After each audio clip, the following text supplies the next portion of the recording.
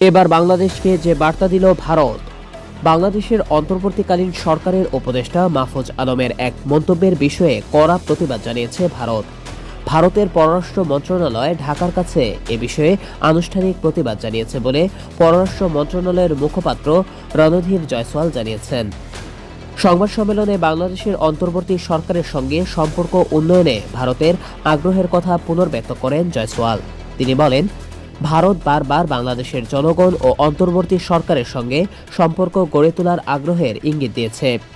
এ ধরনের মন্তব্য জনসাধারণের বক্তব্যে দায়িত্বের প্রয়োজনীয়তা তুলে ধরে।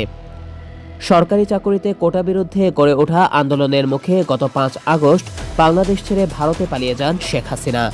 রাজধানীতে বিক্ষুব্ধ জনতার সহিংসতার আশঙ্কায় সামরিক বিমানে করে ঢাকা ছাড়েন তিনি। পরে বাংলাদেশের নোবেল বিজয়ী ডক্টর মোহাম্মদ ইউনূসের নেতৃত্বাধীন অন্তর্বর্তীকালীন সরকার গঠন করা হয়। অন্তর্বর্তী সরকার দায়িত্ব নেওয়ার পর থেকে বাংলাদেশে সংখ্যালঘুদের ওপর কথিত নিপীড়নের অভিযোগ করে আসছে ভারত। এ নিয়ে প্রতিবেশী দুই দেশের সম্পর্কে টানাপোড়েন তৈরি হয়েছে। বৃহস্পতিবারও নয়াদিল্লি বাংলাদেশে হিন্দু এবং অন্যান্য সংখ্যালঘুদের ওপর কথিত সহিংসতার ঘটনায় উদ্বেগ প্রকাশ করেছে। দিল্লি বলেছে, হিন্দু ও অন্যান্য সংখ্যালঘুদের জীবন ও স্বাধীনতা রক্ষার প্রাথমিক দায়িত্ব অন্তর্বর্তী সরকারের।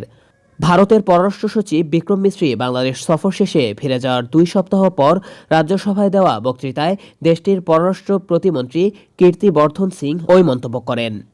ডেস্ক রিপোর্ট, ভিডি 20 নিউজ, ঢাকা।